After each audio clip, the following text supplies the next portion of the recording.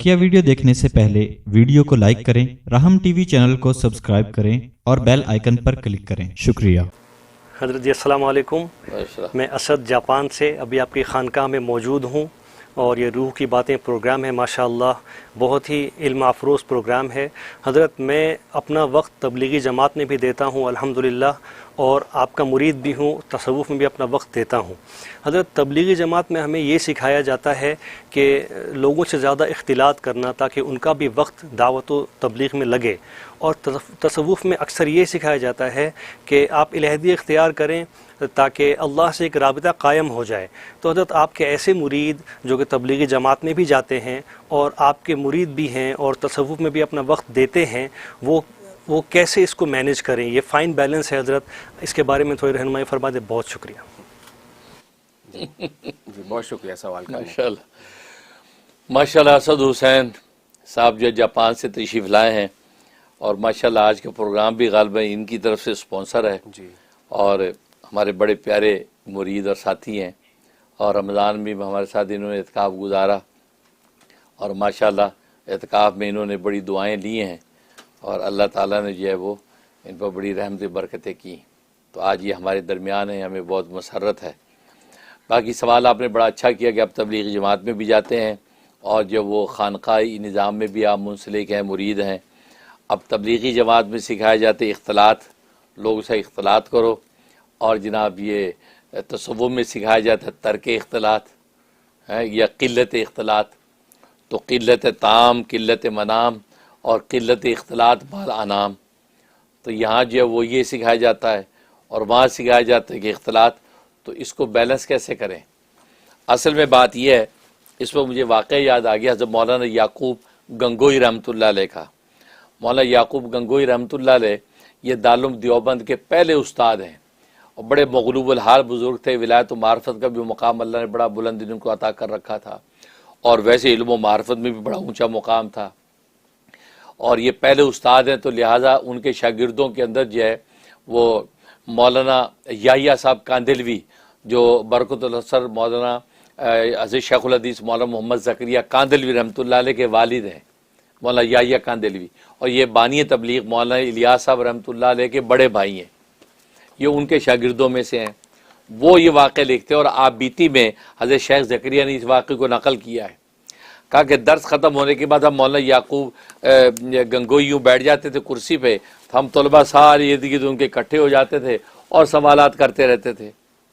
तो हमने जो है मौलाना जब वो याहिया कांदिलवी फरमाते, मैंने उनसे सवाल किया, मैंने कहा हज़रत ये जो है वो तसव्वुफ़ और सलूक के अंदर जो है ये कहा जाता है कि ये नहीं खाओ, ये नहीं खाओ, रोज़े रखो, मुजाहिदे करो, हैं ऐसे मुझे रोज़े रखवाए जाते हैं, मुजाहिदे कराए जाते हैं, भूखा रखा जाता है, फाक़े कराए जाते हैं।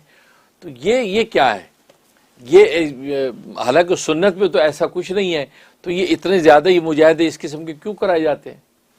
तो फरमाया कि हज़रत ने जब सवाल सुना तो मेरे हाथ में किताब थी, तो हज़रत ने किताब का जो है वो सफ़ा जो है वो कोने से यूँ मोड़ दिया, सफ़ा यूँ मोड़ दिया, सफ़ा मोड़ दिया और किताब बंद कर दी।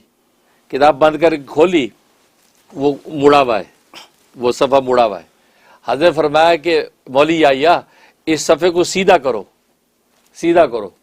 और उन्होंने यूँ सीधा किया, छोड़ा तो वो फिर यूँ खड़ा हो गया। उन्होंने कहा सीधा कर इसको, मैं कहता मैं यूँ किया, फिर वो यूँ हो गया, सीधे नहीं। तो फरमाया कि इसको सीधा करने का क्या तरीक़ा है? इसका ये उसका एक्सट्रीम उल्टा कर दो, किताब बंद करो, निकालो, अब सीधा करो, सीधा हो गया है। तो फरमाया कि देखो इसको सीधा करने का तरीक़ा ये नहीं है कि आपने जैसे किया यूँ करके, नहीं, इसको एक्सट्रीम मोड़ दो, फिर छोड़ दो, वो सीधा हो जाएगा। फरमाया तसव्वुफ़ व सलूक में भूखा मारना मकसूद नहीं है, कम सुलाना मकसूद नहीं है। ये जो भूखा मारा जाता है, कम सुलाया जाता है, और ये तर्क इख्तलात लोगों से मिलने से रोका जाता है, ये उसको एतदाल में लाने के लिए किया जाता है, ताकि वो जो मिलने की जो होड़ा को हिर्स है वो ख़त्म हो जाए। जब वो हिर्स ख़त्म हो गई, एतदाल पैदा हो गया, और एतदाल अहले सुन्नत है। तो अहले सुन्नत पर लाने के लिए ये सारा मुजाहिदा कराया जाता है। ये ऐसा नहीं मकसद होता कि उसको भूखा मार रहे हैं। تو یہ جو کہا نا کہ اختلاط نہ کرو لوگوں سے، اختلاط نہ کرنے کا مقصد یہ ہے کہ جب اکیلا اور تنہائی میں اور گوشہ نشینی میں جب اللہ کی طرف متوجہ ہوتا ہے تو گوشہ نشینی میں، تنہائی میں خدا کے ساتھ انس پیدا ہو جاتی ہے، جو کہ ابھی تک اس انس کا لطف اس کو نصیب نہیں تھا۔ یہ وحشت فیل کرتا تھا تنہائی میں بیٹھنے کے، لوگوں میں، گپوں میں، دوستوں میں آ کے اس کو سکون ملتا تھا۔ تنہائی میں بیٹھتے تو وحشت ہوتی تھی، لیکن اب تنہائی میں رکھ کے اس کو جب بٹھا دیا جاتا ہے، اللہ اللہ کے ذکر میں استغارہ کو لگتا ہے، تو اللہ سے ایسی انس پیدا ہو جاتی ہے کہ تنہائی میں بیٹھنے کا لطف اس کو نصیب ہونے لگتا ہے۔ اور اصل خلوت اور تنہائی جو ہے یہ بنیاد ہے اصل میں ترقی کی۔ تبھی نبیوں کو سب سے پہلے خلوت و تنہائی میں رکھا جاتا ہے۔ چنانچہ نبی کریم صلی اللہ علیہ وسلم نے غار ثور کے اندر جو وہاں پہ چلے کاٹے آپ تنہائی کے اندر، حضرت موسیٰ علیہ السلام کو کوئی طور پہ بلایا خلوت میں تنہائی کے اندر۔ تو یہ تنہائی اور خلوت جو ہے اصل میں یہ ترقی کا راز ہے، اللہ سے اس سے انس پیدا ہوتی ہے۔ تو اللہ سے جب انس پیدا ہو گئی تو انس پیدا ہونے کے بعد اب اگر مجمع کے اندر بھی بیٹھا ہوگا تو اللہ کی طرف اس کا دل متوجہ رہے گا، اللہ سے غافل نہیں ہوگا۔ پھر وہ شان ہو جائے گی جیسے خواجہ مجذوب کہتے ہیں کہ دنیا میں رہتا ہوں طلبگار نہیں ہوں، دنیا میں رہتا ہوں طلبگار نہیں ہوں، بازار سے گزرا ہوں خریدار نہیں ہوں۔ تو دنیا میں رہے گا، پھر وہ جلوت میں ہے لیکن دل باخدا ہے، اللہ کی طرف متوجہ ہے۔ تو یہ اصل میں کرنا مقصود ہوتا ہے۔ اس لیے تصوف کے اندر جو ہے یہ اعتدال پیدا کرنے کے لیے کہا جاتا ہے کہ آپ تنہائی اختیار کریں، قلت طعام۔ اب قلت طعام سے مراد یہ نہیں کہ آپ کو کم کھلانا ہے، آپ کو کم کھانے کی جب عادت پیدا ہو گئی تو زیادہ کھانے کی حرص ختم ہو گئی، اب اعتدال کے ساتھ آپ زندگی گزاریں گے۔ اس لیے کم سونے کی عادت پیدا ہو گئی، وہ ایک ویل پاور پیدا ہو گئی، تو پھر آپ سونے کی حرص ختم ہو گئی، اب آپ زیادہ سے زیادہ سونے کی بجائے سونا بنانے میں لگائیں گے، سونا بنانے میں لگائیں گے۔ ابھی سونا گوانے میں لگاتے ہیں، وہاں سونا بنانے میں لگائیں گے، تو لمحات انسان ترقی کی طرف۔ اسی طرح اختلاط کا معاملہ ہے۔ اور دعوت تبلیغ میں جو کہا اختلاط کرو، تو اصل میں اس اختلاط سے مقصود بھی وہی ہے کہ جب وہ ایک دوسرے کو جب دعوت دیتے، دیکھو ایک ہوتی دعوت، ایک ہے دعا۔ اب خلوت میں تو دعا ہے نا خدا سے، اور جلوت میں دعوت ہے۔ اب دعوت دیتا ہے، اس لیے آپ نے دیکھا کہ بزرگ کیا کہتے ہیں، جب آپ دعوت دیں تو دعوت دیتے یہ نہ سوچے کہ میں اس کو راہ راست پہ لا رہا ہوں، بلکہ یہ سوچے میں اپنے آپ کو سنا رہا ہوں، میں سبق سنا رہا ہوں۔ کیونکہ کہ بزرگ کیا فرماتے ہیں، تبلیغ کے بزرگ فرماتے ہیں، اس لیے کہ تمہارے کان اس کے کانوں سے زیادہ قریب ہے تمہاری زبان کے۔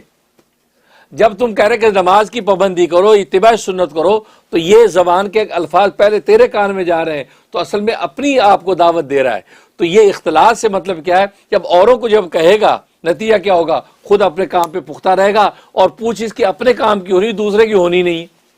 دوسرے کا تو اجر ایکسٹرا ہے، اگر وہ دین پہ آ گیا تو ایکسٹرا اجر ہے، لیکن اس کی پوچھ نہیں ہے، پوچھ اس کی اپنی ہے۔ تو یہ دعوت جب دیتا ہے تو اصل میں اپنے سبق کو یاد کرتا ہے اور پھر اپنے کام پہ پختہ ہو جاتا ہے۔ اس لیے یہ اختلاط کو حکم دیا، کیونکہ عوام الناس کو جوڑنا ہے، لہٰذا اس لیے اس کے اندر پیدا کیا۔ اور پھر دوسری بات یہ ہے کہ دیکھو اب تک دنیا کے اندر تصوف کا سلسلہ ہی چلا آ رہا تھا، دعوت تبلیغ کا یہ سٹائل جو ہے یہ تو بانی تبلیغ مولانا الیاس رحمۃ اللہ علیہ سے شروع ہوا، اللہ نے ان کو القاء کیا۔ کیوں؟ امت کے اندر انحطاط اور پستی پیدا ہو گئی، طلب نہیں رہی، طلب نہیں رہی، لوگ آ کے کنویں سے پانی پینے کے عادی نہیں رہے، سستی تکاسل کرنے لگے۔ تو جب کنویں سے پانی پینے نہیں لگے تو پھر کنویں سے جا کر پانی نہ پینے والے کا علاج کیا ہے، اس کے اوپر بارش برسا دو، اس پہ بارش برسا دو، پی کے زندہ رہے گا۔ تو اب یہ ہوا مولانا الیاس صاحب کے دل میں اللہ یہ ڈالا کہ اب لوگ کنویں کے پاس آ کے نہیں پانی پیتے کہ پیاسا کنویں کے پاس آتا ہے، یہ لوگ جو ہے ان میں دین کی پیاس ہی نہیں رہی، لہٰذا اب ان کو کیسے پیاس پلائیں؟ ان کے اوپر جو دعوت تبلیغ کی شکل میں گھر جا کر بارش برسا دے، گھر جا کے پلا دے ان کو۔ تو جب خود طلب پیدا ہو جائے گی اب خود کنواں ڈھونڈیں گے۔ لہٰذا وہی ہوتا ہے کہ دعوت تبلیغ میں جب لگ جاتا ہے تو پھر بزرگوں کو ڈھونڈتا ہے، یار کسی سے میں بیعت ہو جاؤں، کس سلسلے میں داخل ہو جاؤں۔ جیسے خود جو ہے وہ اسد حسین صاحب ہیں، اب یہ دعوت تبلیغ میں لگے رہے، دعوت تبلیغ میں لگے تو طلب پیدا ہوئی۔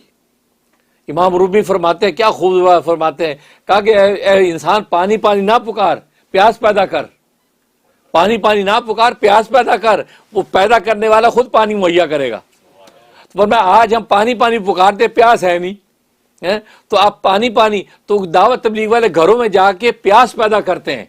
پیاس جب پیدا ہوئی اب کنواں ڈھونڈنے کے لیے بھاگیں گے آپ، جیسے آپ نے کنواں ڈھونڈا ہیں اور آپ میرے سلسلے میں بیعت ہو گئے ہیں اور آپ جو میرے ذریعے سے میرے بزرگوں کا فیض آپ کو پہنچنے لگا. تو یہ ہے. تو یہ دعوت تبلیغ والے وہ گویا کہ وہ پیاس پیدا کرتے ہیں اور کنویں پھر ان کی پیاس بجھاتے ہیں, لوگ کنویں کے ساتھ جڑتے ہیں.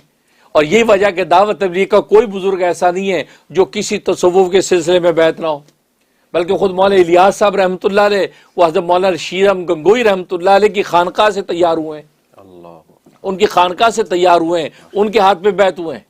اور لکھا کہ جب بیعت ہوئے اور حضرت گنگوئی نے ان کو ذکر تلقین کیا لا الہ الا اللہ کی ضربیں, تو انہوں نے جب پہلی دفعہ ذکر کیا تو دل پر بڑا بوجھ محسوس کیا, دل بھاری ہو گیا, یوں جیسے جھکنے لگا. تو آ کے اپنے مرشد سے کہا حضرت یہ میں نے ذکر کیا, میرا دل پر ایسی چوٹ لگی, دل ایسے بھاری ہو گیا. فرمایا کہ ماشاءاللہ تیرے دل نے اللہ کے ذکر کو قبول کر لیا. کیوں کہ اللہ کا نام ایسا بھاری ہے کہ پہاڑوں پہ گرے پہاڑے ریزہ ریز ہو جائیں, تیرے دل پہ اس کا وزن پڑا ہے. اس کا مطلب ہے کہ نبوت میں جیسے وزن پڑتا تھا ایسے تیرے دل پہ وہی کا وزن پڑا, مطلب اللہ کا نام قبول ہو گیا, لہذا تیرے دل کا تزکیہ ہو جائے گا. اور وہی ہوا. اس قلب سے اللہ نے پھر کیسے کام لیے کہ دعوت تبلیغ کی آواز ایسی اٹھی کہ پورے عالم کے اندر اسلام کا پرچم بلند ہوا. اس لیے جو ہے اس میں کوئی تضاد نہیں ہے, دونوں ایک دوسرے سے مل کے چلتے ہیں. اور خلوت انسان اختیار کرتا ہے اپنے مزاج کے خلاف تو اللہ تبارک و تعالی راہیں کھولتے ہیں. تبھی تو نبی کو حکم دیا وَاصْبِرْ نَفْسَكَ مَعَ الَّذِينَ يَدْعُونَ رَبَّهُمْ بِالْعَشِيِّ وَالْغَدَاةِ. فرمایا کہ اے پیغمبر تو صبر کر, اپنی جان کو لے کے اپنی ذات کے ساتھ صبر کر ان لوگوں کے ساتھ جو صبح شام اللہ کو پکارتے ہیں, یعنی مدرسہ صفہ کے اندر جو بیٹھے ہوتے ہیں. آپ فرمایا کہ آپ خلوت میں تنہائی میں عبادت کرتے ہیں کہ جلوت میں ان کے ساتھ بھی بیٹھا کر. تو مفسر فرما دیا وَاصْبِرْ کا لفظ استعمال کیا, صبر کر. تو صبر اس وقت کیا جاتا ہے جب طبیعت کے خلاف ہوتا ہے. صبر اسی پہ ہوتا ہے جو طبیعت خلاف ہوتا ہے. گویا کہ نبی پاک کی اپنی طبیعت یہ ہے کہ وہ گوشہ نشینی اور تنہائی کو پسند کرتے ہیں, لیکن اللہ کا امر تھا کہ نہیں, اپنی گرانی اور صبر کے ساتھ تو ان کے ساتھ بیٹھ, مطلب اپنی طبیعت کے خلاف جا کے ان کے ساتھ بیٹھ, جلوت میں بیٹھ, کیونکہ تیری صحبت سے ان کو فائدہ پہنچے گا اور یہ منازل طے کریں گے. اس لیے جو ہے دونوں مزاج جو ہے اصل تو مقصود اصل اعتدال ہے اور منزل کو آسان کرنا ہے. تو دونوں میں کوئی تضاد نہیں, بلکہ میں تو کہا کرتا ہوں یہ جو ہے وہ کیا کہتے ہیں, یہ جو دعوت و تبلیغ جو ہے نا یہ موبائل خانقاہیں ہیں. آج موبائل کا دور ہے نا, موبائل خانقاہیں ہیں اور جو دوسری خانقاہیں یہ لینڈ لائن ہے. تو یہ دونوں خانقاہیں اپنے اپنی جگہ کام کر رہی ہیں, ان میں کوئی آپس میں اختلاف نہیں ہے, ہر ایک اپنے اپنے طریقے سے حصہ ڈال رہا ہے. ماشاءاللہ بہت زبردست, جزاک اللہ خیر.